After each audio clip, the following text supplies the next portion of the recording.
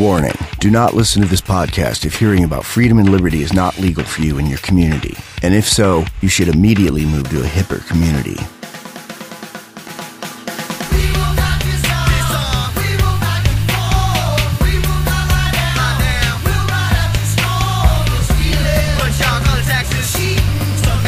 Welcome to the Freedom Fiends Podcast, a weekly web lab where Michael W. Dean and Neema Vedadi cover the punk rockinist, hip-hopinist current events, as well as timeless universal truths about life, liberty, and the pursuit of happiness, because there's no such thing as half-free. The Freedom Fiends Podcast, available from freedomfiends.com. That's freedomfeens.com. Rollin'. Freedom Fiends, y'all. Freedom Fiends. What's up? It sounds better when you talk ghetto than when I talk ghetto. I guess, if you want to call it ghetto. Ghetto. Yep. Well, that's what most white people would think. I suppose. White folks and all that. Honkies, Yeah. crackers as we call them. Yeah. Or as Plies calls them, pussy-ass crackers. So the Tea Party is libertarian in the same way that a drag queen is a woman. Is that the name of today's cast? Yep, I came up with that, and I think it's true. I mean, except for Ron Paul and Gary Johnson and maybe one or two more. Yeah. You know, and they're not really the Tea Party. They've been doing this forever. Yeah. I think the Tea Party are like people jumping on a bandwagon. I mean, when you've got Newt Gingrich being considered the Tea Party, that's ridiculous. Yeah. Well, it's such an amorphous thing. I mean, and one day I can identify and say, yeah, Tea Party. And then the next day, yeah, if Newt Gingrich is claiming Tea Party, or if Sean Hannity is claiming Tea Party, or Rush Limbaugh, then yeah, that's the thing, is it's a movement. And usually when there's a movement like that, the mainstream GOP will try to co-opt it and say, yeah, Tea Party is about being statist in our way. You know, not necessarily about freedom like the Ron Paul Tea Party originally was. I took a movement right before this cast. I'm sure our listeners are glad to know that, Michael. I saw, do you feel freer after your movement? I do. I actually hate doo-doo humor. How about squished mouse humor? I think Charlie, this isn't really humor, it's just a fact. My cat Charlie killed a mouse, which I'm pretty impressed by when she does that, because she's 12 or 13. Yeah. And she always kills baby mice. And I don't think your other cats could kill anything. They could. They kill bugs all the time, and they're really violent about it. But there are no mice inside, and they don't like to go outside, so they don't really encounter mice. But, you know, we feed the birds, so the bird food attracts mice. So, right. Which is how cats actually got civilized. You know about that? Yeah, they would protect the grain from pests. Yep. And they actually civilized themselves. Right. Well, they tied themselves to humans, just like dogs. You know, that's what domesticated animals are. They threw in their evolutionary lot with mankind. Well, but dogs were domesticated by people. Cats domesticated themselves. Yeah, I don't know. Dogs were domesticated by people because they were useful for work, for hunting, right, and guarding and pulling things. And cats really aren't useful for anything but companionship and eating mice. Well, eating mice is very useful. I mean, people kept them around. They didn't start killing them for food, you know. I think that whenever there's a domestication, there's always a symbiosis going on. I think it's always a tit for tat in some way. Except with government, where they try to domesticate us and commit domesticide on us. That's different. That's not a symbiosis. That's a parasitical relationship. They feed off of us. Did you see that there's a new show coming out on Showtime called Homeland? It's like a cop show where the heroes are Homeland Security people. Oh, my God, they didn't. Yeah, they did. They can make show out of everything. Which is funny because it's like I saw an ad for it while I was watching Penn and Teller's bullshit. Which was great. It was like they bought ad space on bullshit. That's great. Yeah, they were interviewing Ron Paul and they were calling him Gandalf, and then they had like a naked woman on. I was like, wait, I'm watching TV and there's a naked woman. I'm not looking at my computer. I'm watching the TV and there's a naked woman. What's happening? Oh, it's Showtime. Nice. Oh, yeah, Showtime was my bread and butter when I was 13, baby. So, speaking of tyranny and where it's coming from, I just finished reading that book. I actually read a book. I was with DJ when I finished reading it. Yeah, and I set it down, and she's like, wow, I have not seen you finish a book in years. I get bored and distracted, and, you know, there's too much other stuff to read, and I don't have long attention span, but I finished One Nation Under Sex by Larry Flint and some ghostwriter. It's a great book. I hated the last paragraph of it. The last paragraph of it got all patriotic, like, we must put these sexual things aside and not worry about the morality, the sexual mores of our leaders, and we must embrace Americanism and fulfill the Pledge of Allegiance, one nation under sex. I'm like, really? You had to throw the Pledge of Allegiance into that? Yeah. Nationalism just rings so hollow for me now. I mean, once you go anarchist and you hear that kind of stuff, it's just, I think... Especially with, like, Larry Flint, who, like, the government tried for a long time to throw him in a cage, you know? Yeah, but, I mean, in the end, he's status, too. I remember looking at a Hustler that was made a little bit after 9/11, and it was just status as hell, you know. Cartoons of Osama. Too. Yeah, he does. Yeah. But I mean, if you remember, right after 9/11, there was dead terrorist porn was kind of big too. You know, Photoshop pictures of Osama bin Laden with his head chopped off, and cartoons of him getting raped by a donkey, yada yada yada. Yeah. And Larry Flint was definitely on board with that. But I learned a lot in this movie, especially about the FBI and its background with in the book Hoover. Yeah, J. Edgar Hoover. A lot of people think he was a cross-dresser. He was not a cross-dresser. He never would have done that because he would have been afraid of being blackmailable. If he was a cross-dresser, no one ever saw him. But he was gay, and he had a gay lover. Yet, he was going after everybody and trying to amass records on their sex lives. He kind of reminds me of Ban Banning in that even as a child, he loved rules and regulations, and he never married. His job was his life and his wife. But it's more like... Even as a kid, he spied on his neighbors. He even compiled, like, a one-page gossip mimeograph newspaper about his neighbors that he sold for a nickel as a kid. He sold it for a nickel? Yes. Well, at least he had a little bit of entrepreneurship in him. Well, he was no voluntaryist, I'll tell you that. I know that. And he never married because he was gay. But he compiled sex records on everybody. I mean, unbelievable. Let me grab the list. Hang on. Sorry, I'm kind of, I'm in this little cage of microphones and equipment here on my couch. Beautiful. It's hard to get up. The FBI, back then, spent more time spying on people than stopping criminals. You know, what do you mean back then? So they could blackmail them. Well, you said it, not me. Yeah. Here, I'm reading from the book. Hoover obsessively monitored the private lives of writers Tennessee Williams, John Steinbeck, Arthur Miller, Aldous Huxley, and E.B. White, scientists Albert Einstein and Jonas Salk, artists Georgia O'Keeffe, Henry Moore, and Pablo Picasso, entertainers Elvis Presley, Bing Crosby, Jimmy Durante, Groucho Marx, and Charlie Chaplin, and Mickey Mantle. He basically blackmailed the Kennedys into not firing him and getting an extension. He was going to be forced out because he was at the mandatory government retirement age, and he got them to extend it so he could keep tyrannizing people. Wow. He was the director for 58 years of the FBI. See, and look at the difference between him doing that as a government agent and TMZ doing it now in the free market. It's not really a big deal. If TMZ looks into somebody's sex life, people pay for it. It's a good thing. But J. Edgar Hoover was obviously using it for evil. And he actually used it to unseat a 20-year Democratic majority in America and install Republicans. So what kind of ass was Steinbeck getting then? I have no idea. He was really concerned about Martin Luther King and spied on him and got tape recordings of King having sex with a prostitute. King was married, and a preacher. Oh, wow. And blackmailed him and tried to get him to commit suicide. Jeez. Yeah. And how long was this guy head of the FBI for? 58 years. Was he the first head of the FBI? Was he like what brought the FBI into what it is today? He was the sex czar. That's a modern nickname for him. Sex czar. Yeah. Yep. There were unintended consequences with him, too, was that somebody in the Communist Party said that without all of the FBI spies who were paid members of the Communist Party would have gone broke. So this guy's just a bad apple all the way around. Yeah. Well, kudos to Larry Flint for getting that out there. I mean, I love Hustler, and this sounds like this is grade A info as well. Yeah. So you have a tyranny today. I do have a tyranny today. Go ahead and play the jingle, Michael. Insert jingle here. All right. So today, the news story I did was on one of our local candidates for city council. He's running for the city council seat that's currently held by our mayor. Our mayor is a member of the city council who, the city council chooses.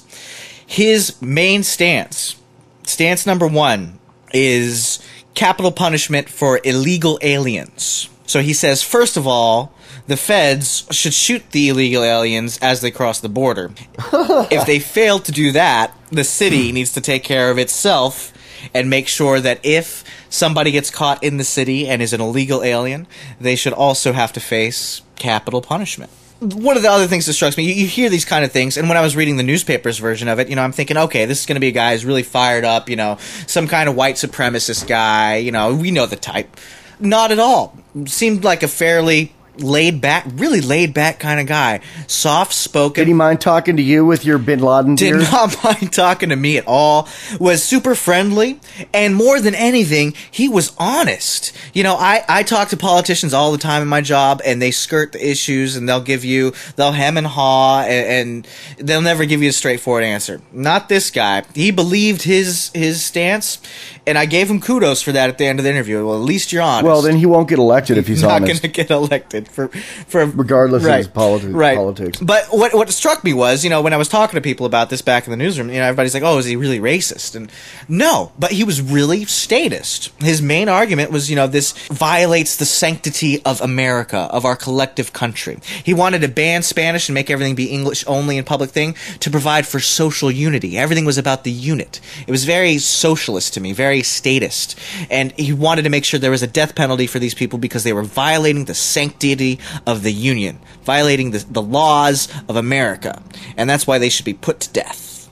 I'm always intrigued when people try to control things by laws. I mean, did you talk to him about, well, what if we just got rid of all of the handouts for everybody? Would you be happy letting them in then? I sure did, because, that's almost a rote argument, and usually when people are upset about illegal immigration, it's, they're taking our jobs, they mooch off of our social systems, so, I'm like, well, what if we got rid of the social systems? That's always my argument is, okay, so why not, instead of stacking a solution on top of instead of, what the government normally does is they create a problem and they just keep stacking more government solutions on it, it just creates more problems, so why not go to the root? Why not get rid of the social welfare programs that's giving out free money and stealing from us in the first place? And his answer was basically, no, because there's already been enough people that mooched off of us, and they have nice Suburbans and nice houses, and they're doing better than me, and so they shouldn't have this situation. We need to just get rid of them all, deport them, or put them to death if you have to. Does this guy have a nice house or a nice car? Well, he drove away in a Ford Topaz, so I'm assuming his house isn't very much nicer than that. Well, it sounds like there's some economic jealousy there, which is, I'm seeing that in the rioting that's going on in England, too. Very much so. I think class warfare is always on a lot of people's minds, and it's very important that as libertarians or anarchists or whatever you want to call us, at least here at Freedom Fiends, we got to really understand that class warfare isn't about the rich versus the poor. Real class warfare is about the parasites versus the producers. I heard a couple interesting statistics lately that corresponded with each other. They say democracy is a system where 51% can tyrannize 49%. Yeah. Do you know right now what percentage of people do not pay any federal income tax? 51%. 51%. Yeah. And so they can just vote for more free stuff from the other 49.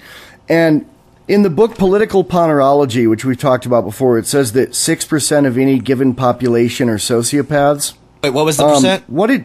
6%. Okay, I almost thought you said 60, but I think it is something lower, like no. 6. Yeah. 6% of any given population are sociopaths.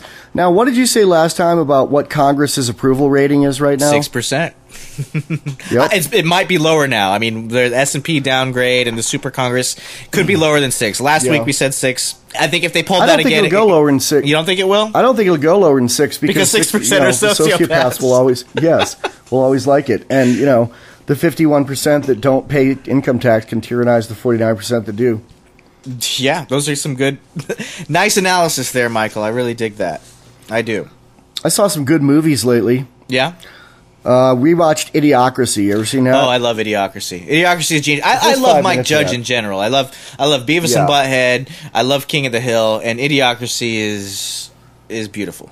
I still think that the first 5 minutes of that are just about the best thing he's ever done. The explanation of how they got to that point. Yes. Basically, Bubba the football player scored with all sorts of chicks and knocked up chicks without paying child support, and so his family tree is giant, like a giant family oak tree of stupidity. But I'll say this: all the plump white trash he's f***ing, I think, are sexier than the intelligent lady who doesn't have any kids. Oh, totally. I wouldn't bone her. But see, it's important that he doesn't really mention this, and this is my fatal flaw in Idiocracy's prediction. Bubba's kids in a free society would have either evolved and learned how to, and adapted and gotten smarter and become productive members of society, or died. Whenever you bring that up, social Darwinism is a really unpleasant subject for a lot of people. Yeah, but it's even small government Republicans are like, well, you can't let kids starve. Which, I don't think they would, because I think private charities would take care of it. I had a conversation with someone recently about, it was a friend of mine, we're both ex-junkies, clean for, around the same amount of time. We got clean around 94. And she went through a government-paid inpatient program to get clean. And I got clean kicking in my house and going to a day clinic, which probably received some government funding, but it's mostly privately funded. Mm-hmm. She's a liberal, but she was kind of on board and intrigued with my libertarian theories that I've been ranting about on the internet. And she's like, well, what about that? How would drug addicts get clean?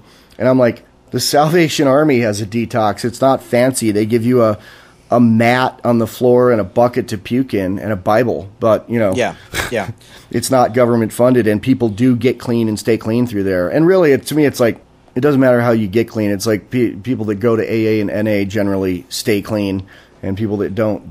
You don't have to go for your whole life like they say you do in the meetings. I didn't, and I'm still clean. I haven't been to a meeting in 5 years. Well, what I wonder is, would we really have drug addicts as we conceive of them today in a free society? No, you'd have drug addicts in the same sense that you'd have alcoholics. You have the guy who, like my neighbor that gets a case of beer. I see him bringing a case of beer in his house every day, and he goes to work every day, and he's 60, and I never hear him screaming or beating anyone, and the cops are never at his house, and he never crashes his car. He sits at home each night and drinks a bunch of beer. Yeah. That's what you'd have for heroin addicts. You would. And, the prices would drop, so you wouldn't have the crime. People always associate it with crime, but like we say in the movie, the crime is a direct result of its black market status, a complete direct result, both because the price jumps up because you have the risk factor involved that the suppliers have to deal with, and then also because you have the criminality involved. So you get rid of those two elements, then people are going to the supermarket, the dosage goes down, so you buy, safe dose children's heroin, and you're okay. Flintstones chewable morphine, that's a Simpsons line. Exactly. That's a Simpsons line, is it? Yeah. It's the kids and Homer all have flus, and Marge is going to the store for everybody, and everyone's yelling for what they want at the supermarket. And Bart says, I want some Flintstones chewable morphine. It's got to be Bart. Yep. Yeah. How did Lisa respond? Oh, I think she wanted the newest issue of Ms. Magazine or something. I always fantasize that Lisa will be a libertarian when she grows up. But she's not. There's a couple episodes of The Simpsons that take place in the future. And there's one where she's president. Yes. And Bart's her embarrassing brother, kind of like Billy Carter was to Jimmy Carter. That's exactly it. And China calls in its debt, and he takes care of it like a bill collector. Yeah, he's like, I can't believe you're meeting with debt collectors, and you didn't bring me along. He's like, man, China, you used to be cool. China's still cool. But she's a real liberal Democrat president in that. She's not a libertarian. Yeah, she's Hillary Clinton. She only legalizes pot because Bart gets the debt people off her back. Right. Yeah. She's the woman Obama in The Simpsons. So, yeah, The Simpsons. More truth than... I haven't seen a new Simpsons in a long time. Have you?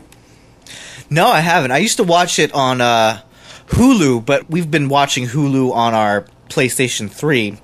And Simpsons is quote-unquote web only, so we can only watch Simpsons on Hulu from our laptop. That's weird. That's more like trying to control nature with laws.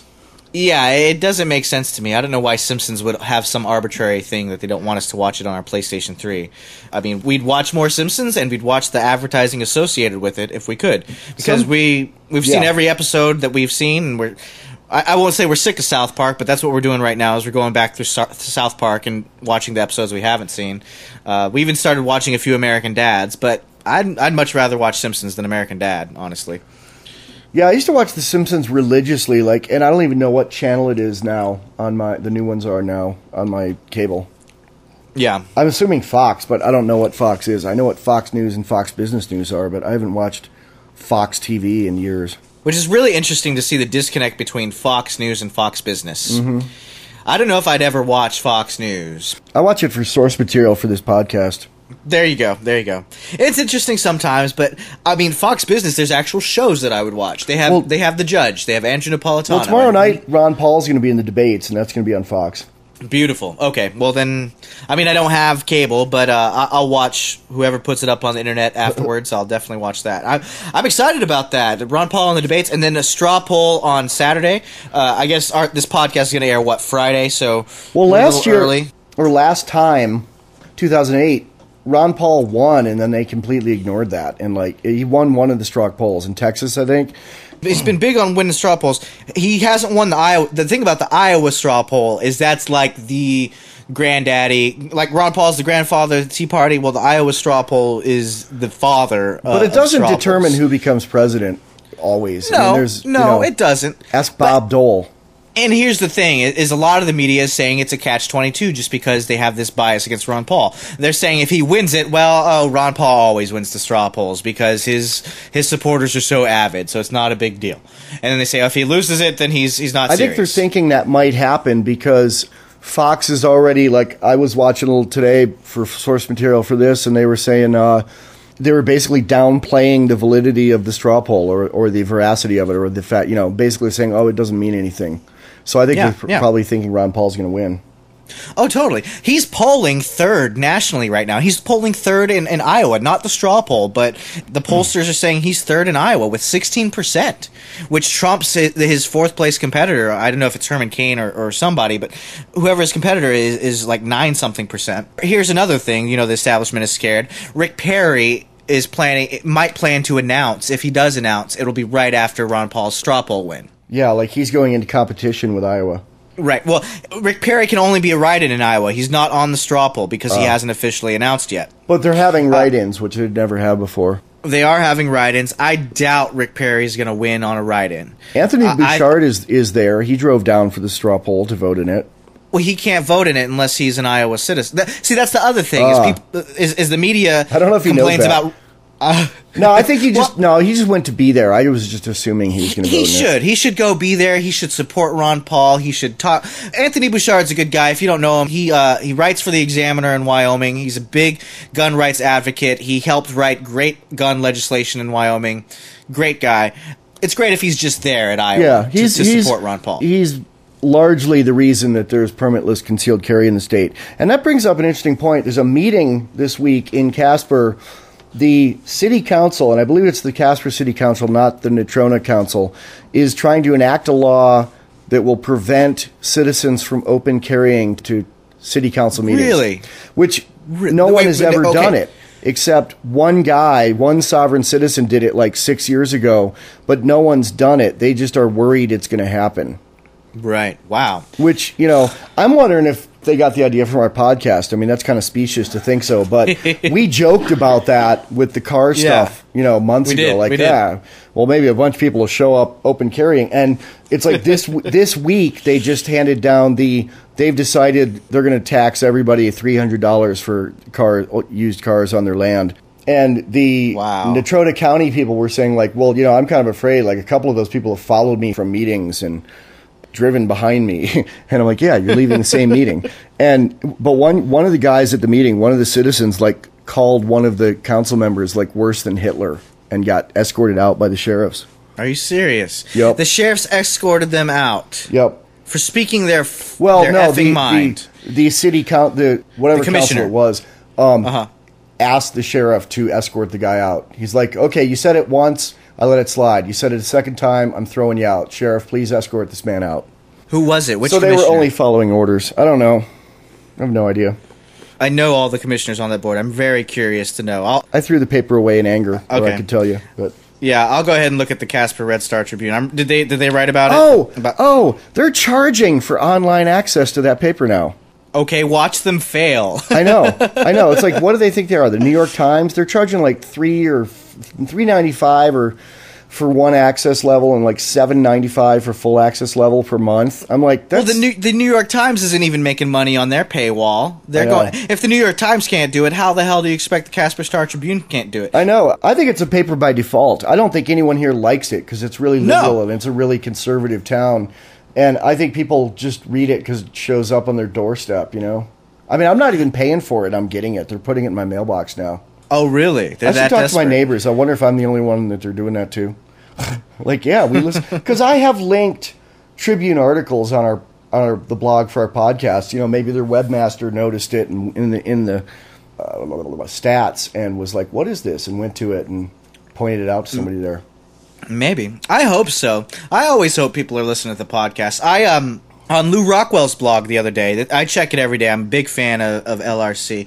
They've got this bumper sticker that looks like a square, and it says LRC. They were advertising it on one of their blog posts, and it said, the unsquare square. And I thought, oh, they're using square as a substitute for statist.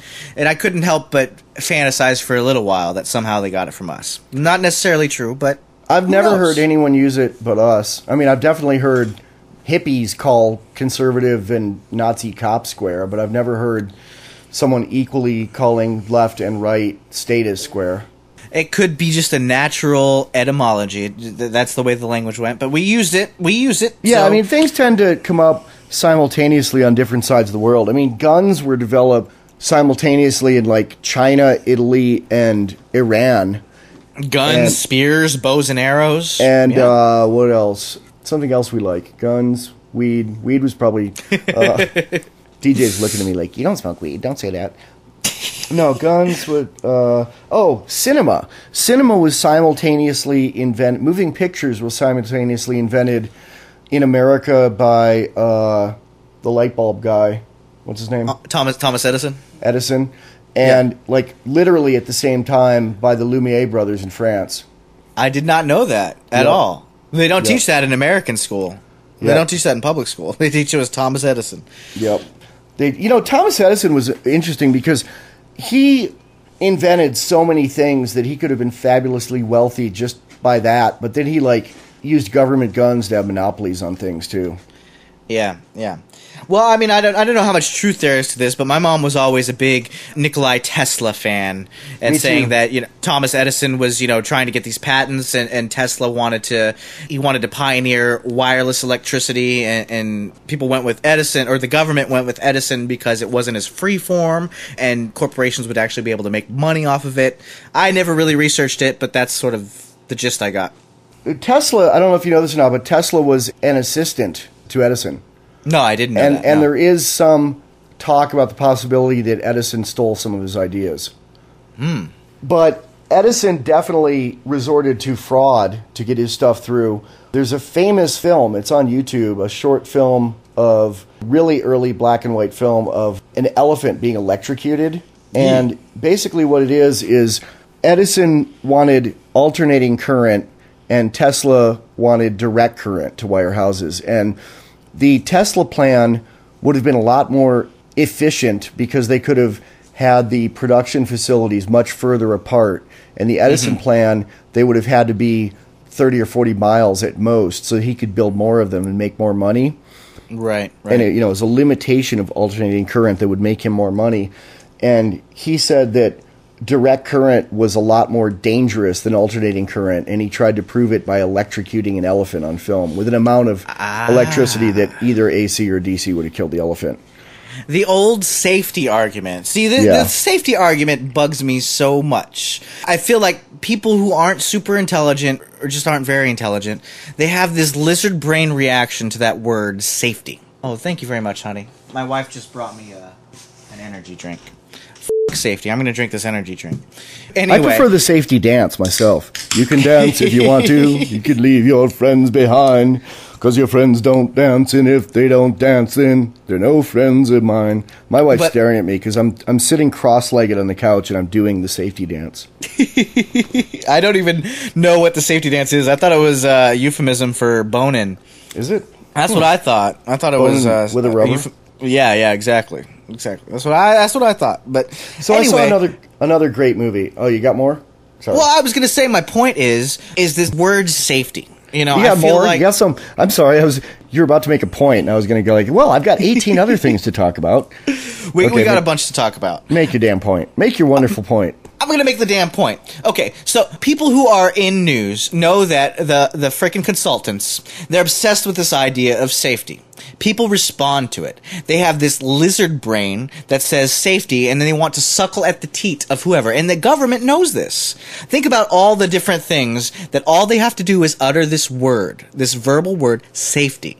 And people they do my little brother's special move. They fall in the corner and they cower and they say, save me. People are scared naturally. We live in a very uncertain world, and I feel like we talk about how there's no magic words. I feel like safety has become a magic word for the media and the government. Word. A magic word for evil. A tyrannical magic word. Yeah, I wouldn't say there are no magic words. I just think what we were saying with the no magic words was there's no get out of jail free word, except I want to speak to a lawyer, which still isn't get out of jail free, but it's not going to jail further. But right.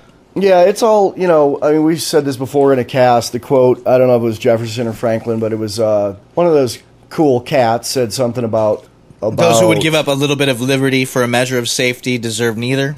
It's a good one, too. The other one is that if the United States is ever taken down, it won't be from an external force. It'll be from internal forces under the guise of safety. Right. And that's paraphrasing, but maybe that was Thomas Paine, I think. After reading this book, One Nation Under Sex, I really have to question people's blind allegiance to the Founding Fathers. I've always, well, not always, but in the past year and a half or so, I've questioned Thomas Jefferson was boning his 14-year-old slave. He was. And when he was president, he wasn't a bastion of liberty. He let the ring go to his head. Yeah. There was a tariff under Jefferson, which, you don't think of tariffs as being Jeffersonian at all. So, I feel like the power of the president corrupts, and I also feel like that, the Founding Fathers, they created a government. They created a government that ended up becoming the biggest government in the history of the world. Two of the most unfree things in America were done about people's sexual picadillos. What's a sexual picadillo? Is that ground beef that you eat while you're boning? It's a sexual unusualness. No, the Alien and Sedition Act, the one that makes it illegal to talk about the government badly during wartime. That's related to sex? Yeah, it was, I forget who it was, but it was some early president didn't like that one of his opponents was outing him about his extramarital affair. Wow. Yep. Think about what the big scandals that the media picks up on. They're never about, this president is a mass murderer and a war criminal. They're always about, this president stuck his willy in so-and-so. Or this congressman was boning a prostitute. They're never about the real evil that politicians do. They're always about where their wiener is. Here's a good one. J. Edgar Hoover had FBI agents his round-the-clock surveillance of his home. One morning, Hoover discovered feces on his front stoop and suspected it was left by one of his political enemies. The FBI forensic specialist rushed the sample over to the Smithsonian, where a zoologist noticed the shells of berries that raccoons eat. After the agents assured Hoover that the suspicious crap came from a raccoon and not a nefarious enemy, Hoover ordered FBI science technicians to build a raccoon catapult and install it on his patio. The next morning, Hoover woke up to find his neighbor's cat splattered against the side of his house. That's got to be from The Onion, right? No, this is true. This is One Nation Under Sex. Oh, wow. And Hoover's handling of the raccoon turd could be a metaphor for his tenure at the FBI, an overblown, dramatic, futile waste. I was thinking about how all the government agencies, and all of the really oppressive government agencies came out of the FBI, out of Hoover's FBI. Well, were they the first of these, what we call alphabet soup? Or I guess the IRS was first, before the FBI, weren't they? Yeah, but they didn't have a lot of power. And actually the FBI empowered the IRS, too. Like, the IRS didn't even carry guns at one point. Yeah. Well, I don't know. Have we ever talked about this on the cast? I think we've talked about it personally, but my mom actually called the FBI and complained about a terrorist organization that was terrorizing her, saying that they were going to take all her money by force. And then at the end of the conversation, she said, yeah, there's something called IRS. Well, yeah, that inspired a three-part running joke in the movie, remember? Correct. That did inspire the movie. Okay, because I was thinking we talked about it in the movie, but no, we didn't talk about it. That's what inspired the skit about We've talked about that on a radio interview that your mom called in on. Oh, okay. Good deal. And I love you, Ma. She listens to the cast sometimes, so I got to throw a shout out. So another great movie I saw this week was that I've never seen. You'll probably be surprised I've never seen this. Is Minority Report. I do remember that. A very interesting exposition of pre-crime, which we have today. We have pre-crime. It's already here. Yeah, and when that came out, too, it was like a lot of liberals loved it and were like, yeah, see, that's what George Bush is like. That's what the government is like. Yeah. I feel like one of the biggest examples of pre-crime is DUI. And I know this is controversial, but you get arrested for DUI, you can get your life ruined. You can not be able to get a job for 2 years. And as a young person just starting out your life, that can ruin you. And this can all happen just by being 0.01 above whatever this arbitrary legal limit is. Which, in essence, you didn't do anything. And the whole basis of DUI is the thought that you might hurt somebody. And there's so many things that are questionable constitutionally or under natural rights that so many people accept as just the way it should be. You know, even I know people who are really small government people who are in favor of DUI laws. I hear constantly people who claim to be small government Republicans who are still in favor of keeping the Social Security system going and keeping a lot of types of handouts for businesses going.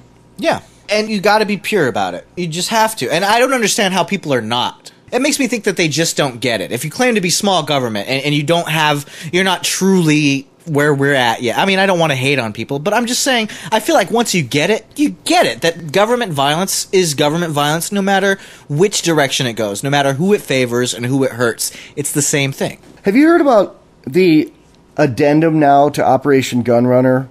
There's an addendum? I didn't even know it was still operative. It's not operative, but more has been revealed. You know, for those who don't know, Operation Gunrunner is an ATF thing where they were allegedly letting guns bought in the U.S. by cartel members illegally go south of the border and then trying to track them, and there was no way to track them, and they should have known that. And they let thousands of guns get into the hands of cartels that were used to kill people, which, you know, we think of a gun as an inanimate object, and in our world, free trade would be possible, and anybody could have a gun. Right. But, you know, from any kind of statist or even we're paying their salaries point of view, it's diametrically opposed to what they're supposed to be doing.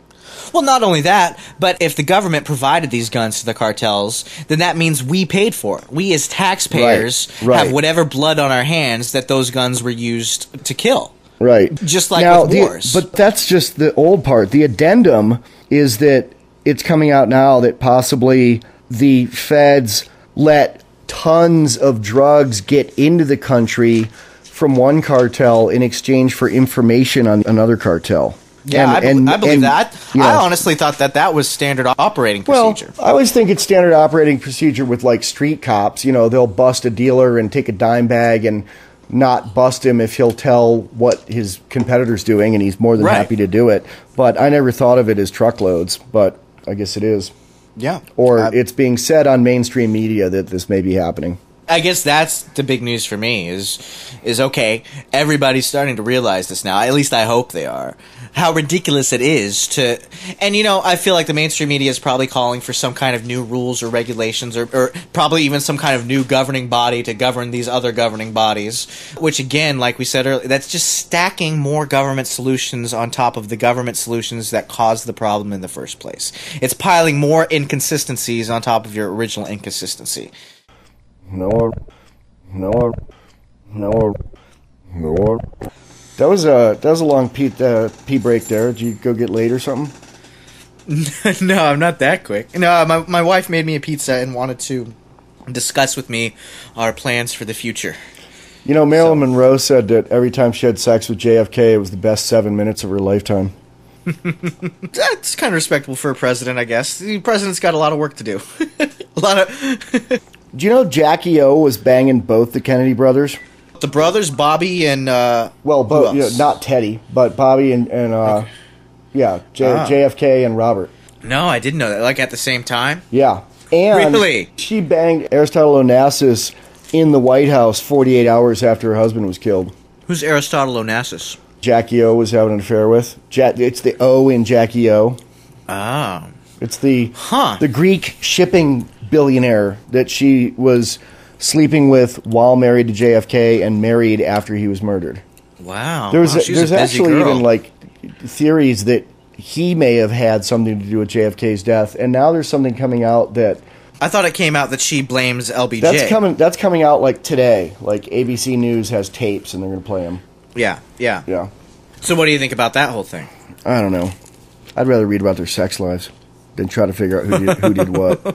I'm a lover, not a fighter, man. I don't try to figure out who killed who. I want to know who was banging who. Okay. So you're like J. Edgar Hoover? Yeah. Even as a child, he liked to spy on his neighbors. You know what I was thinking about recently was like the personification of government, like Uncle Sam and Ma Bell. Ma Bell. I got the ill communication. Do you even know what Ma Bell is? I know the Beastie Boys song. No, it was a monopoly on phones that the government busted, right?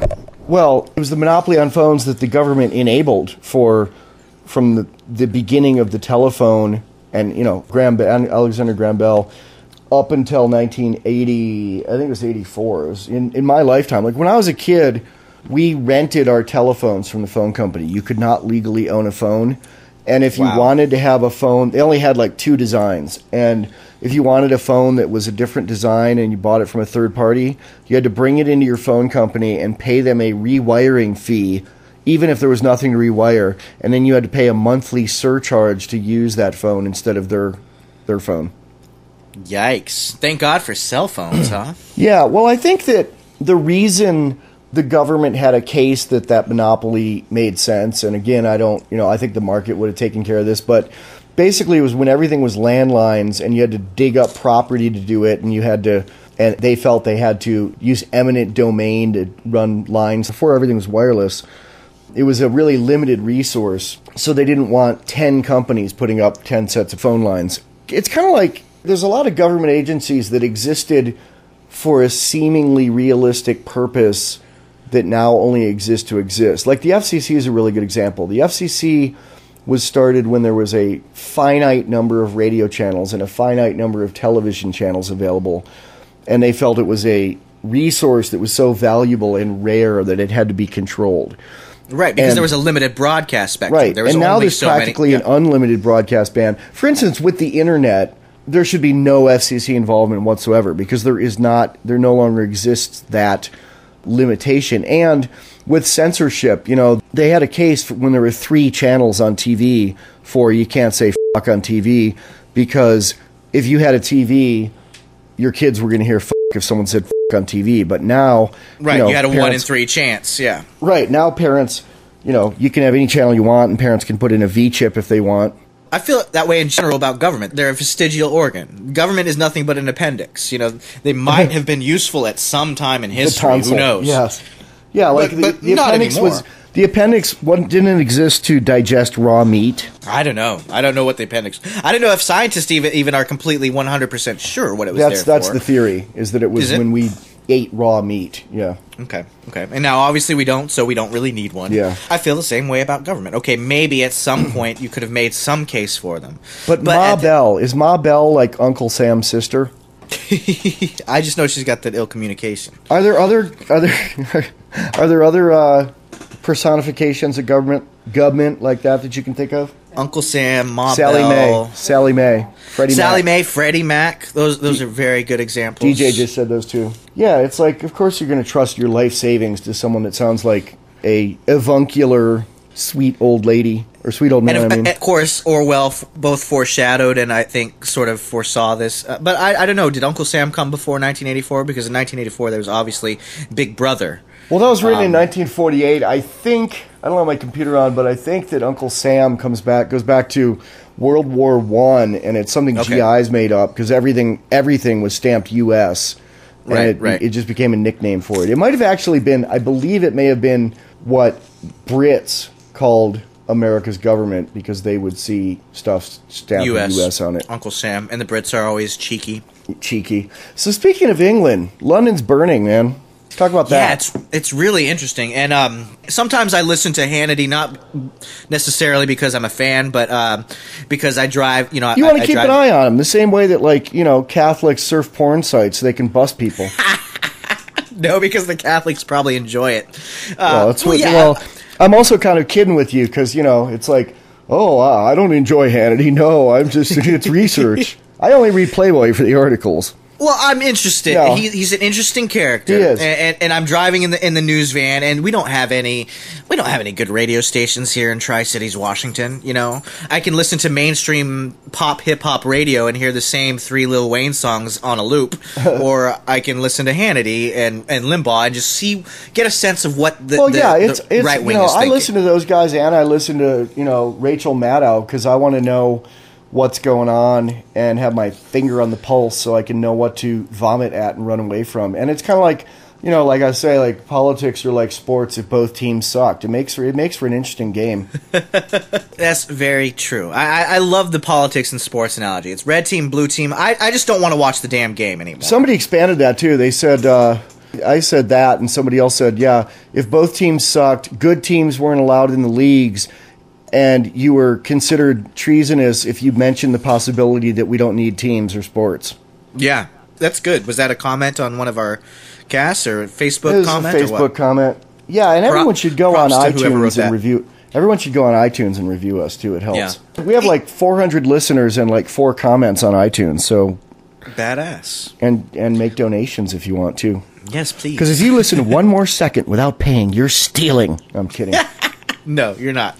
That's from The Simpsons, from the PBS Pledge Drive. Oh, is it? Yeah. The one where Homer goes to some third world island and ruins this tropical paradise by westernizing it.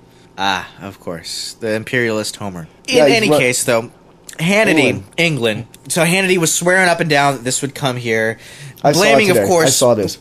Oh, did you? Blaming, of course, liberals, and, okay, there's something to be said for that, but, of course, exonerating any kind of, also conservative or statist in general. Well, the thing that he said that made sense was the entitlement stuff, which is really from both sides. Totally makes sense. But, yeah, the entitlements come from both sides. It might be different entitlements, but it's still entitlements. He played a soundbite from, you know, some of the rioters in England, which, just disgusting, you know, basically saying, we want to show the rich that we can do what we want. British girls getting wasted and trashing stuff because they want to show the rich that they can do what they want. You know, this thing started because someone killed a kid. A cop killed a kid. And instead of anything against that cop, you know, they burn their neighborhood to the ground and destroy middle-class shopkeepers' homes who have nothing to do with the cops. Yeah, it reminds me of in David Banner. I doubt it's his last album, but in David Banner's album, The Greatest Story Ever Told, he has a whole monologue about this. And of course, it's racially tinged. She's saying, you know, if you want to impress me, don't kill another N-word. Kill a cop. Go kill the person who's attacking us.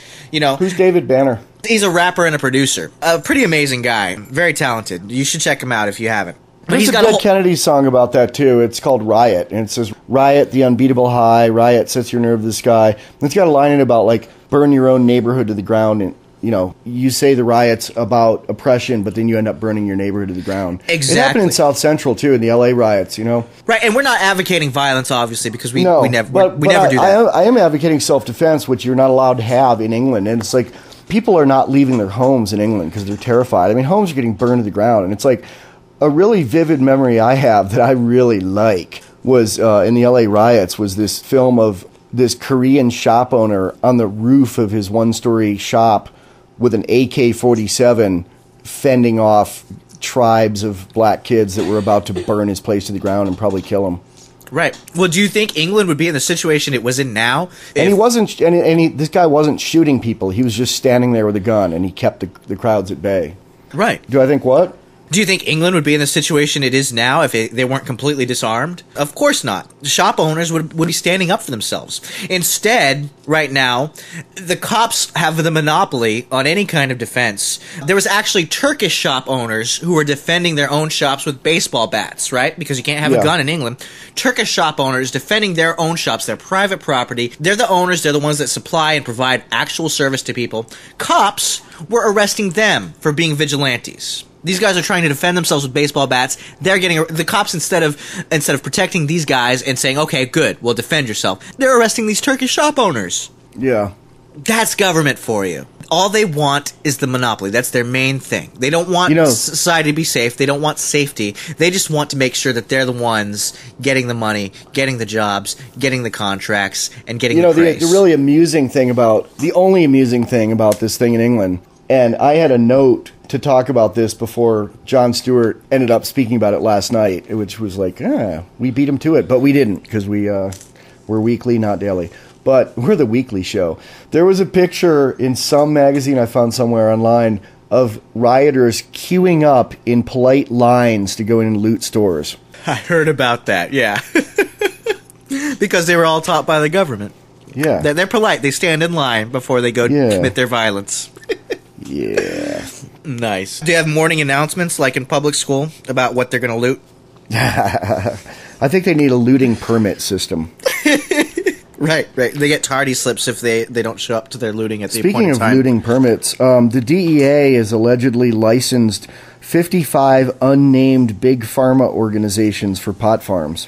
Whoa, that's huge news. Yeah, it's kind of sketchy and not very well sourced, though. So I don't know if it's news, but it's been said.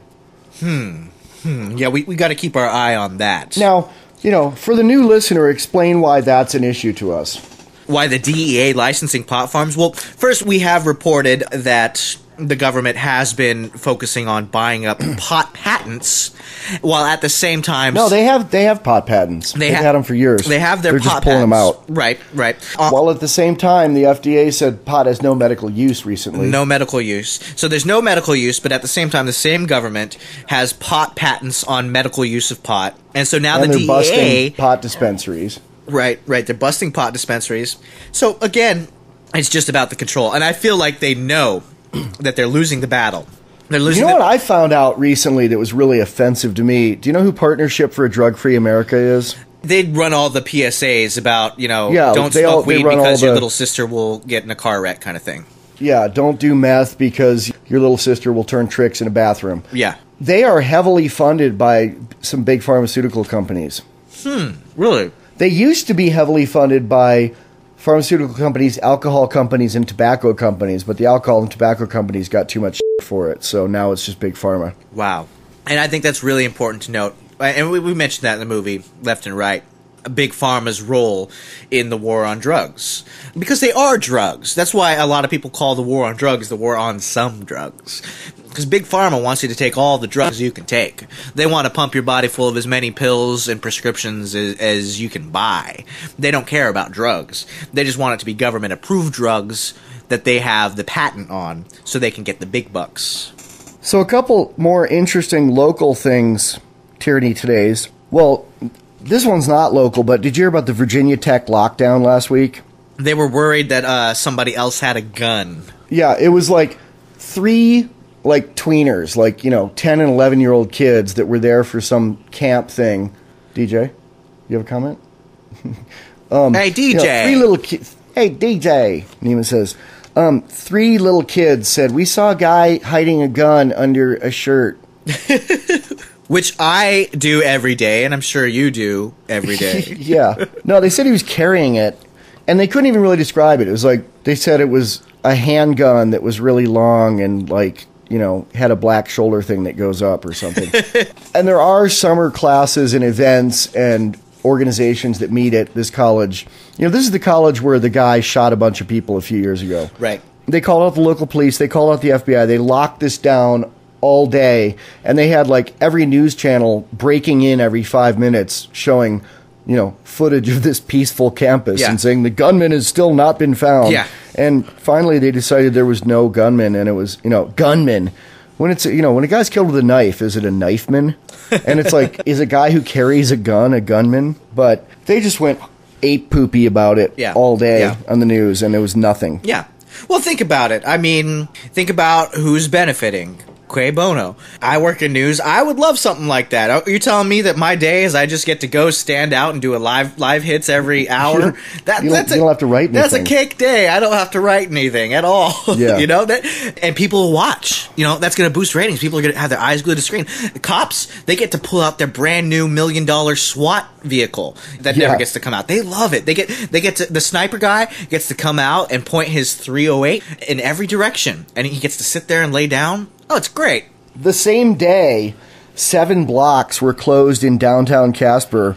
The FBI was called out for a suspicious package, and after hours of having downtown shut down, it said on the Tribune's website, local authorities, bomb squad personnel, and the FBI later moved the package to a safe location where they determined it was a 6-volt battery with the top sheared off. Oh, yeah. But again, that's an interesting day for the tax feeders. If you work in law enforcement, that's an interesting day for you. Why not? Why not make a big deal out of nothing? It's better than writing reports and pulling people over and writing tickets for speeding. And then they barely cover news like this. Florida teenager dies in jail after being arrested for possession of marijuana. Oh, really? I didn't hear about that. Really? Yeah. Wow. Yeah. Another example of how the drug war is a government war on people. Somebody literally lost their life. Did you read about UK police call on citizens to spy on anarchists? I did, and how scary was that? And that's confusing the word anarchist, meaning like you, with people that burn shit down. People that burn shit down are not anarchists. They're violent idiots. And this is like people who just want to be left alone and write about it on the internet. The government is asking citizens in the UK to turn in their neighbors if they do that. Yeah. Really scary. Although I thought their definition of anarchist, when I read it in that article, I thought, okay, that makes sense. It was their definition of anarchist was people who believe the government is counterproductive and don't believe there should be a state. And I was like, yeah, that makes sense. Well, I think that one reason that they're all on this, like, if you see something, say something worldwide, is because this massive amount of policing they're doing just doesn't even work. An example I can think of, a really blatant example, was the Unabomber. I mean, that guy was on a reign of terror for, I think it was almost 2 decades. There was a span where he didn't do anything, but it went on for many years.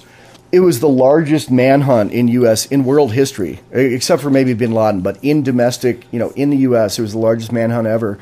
And the only reason they ever found him was because his brother turned him in. It had nothing to do with their efforts. Just like the people who kept the underwear bomber and the shoe bomber from blowing up planes were just the passengers sitting next to them. The free market took care of all of those. Yeah, exactly. The reason they're on this see something, say something kick is because it justifies their existence. And it kind of goes back to the Hoover FBI to me, of like just wanting dossiers on everybody so they can use it as leverage if they need to, ostensibly to stop crimes. But a lot of it's for pre-crime kind of stuff too, like Minority Report kind of stuff. The government says we're here to protect order, we're here to protect safety, we're here to make sure everybody lives a good life. No, they're here to ensure their existence. That's all they are. They're just like everybody else. The government is about self-preservation, making sure they're still getting all this cash from taxpayers, and making sure they get to have a big fat pension to sit on their ass and do nothing. Word. I think we're at the end of our rant here. Yeah, it got really ranty there at the end. Well, next week we'll have a more upbeat cast of ranting, which is called "Whoever Dies with His Art on the Most Hard Drives Wins." We sure will. So, and I think we're going to end that with a song by me and Frank. Well, I guess his rap name now is Naveed. He wants to go with the Persian name since my rap name is Neema V. So that'll get him on a list. So look forward to that, and that's your optimism for today. Is looking forward to next week's cast. Word. Worms. Hello, Freedom Fiends. It's your boy Dean from the U.S. Get the U.S. out my bloodstream. I own me and that include endorphins. No one won't ask permission, and I won't say please. Freedom fans, one fact that I gotta make clear. The Freedom Fiends podcast is covered by a Creative Commons Attribution Share-alike 3.0 license. Do what you want with it and spread it around. Tell 2 friends. Make copies. Email it to everyone you know. Go on the site and comment. This is a conversation. Every Friday night, we'll have an exciting new episode where Michael W. Dean and Neema Vedadi weave their own unique take on the way the world works and how to find your place in it. Available from freedomfeens.com. That's FREEDOMFEENS.com. Subscribe and tell 2 friends. And remember, the only power they have is the power you allow them.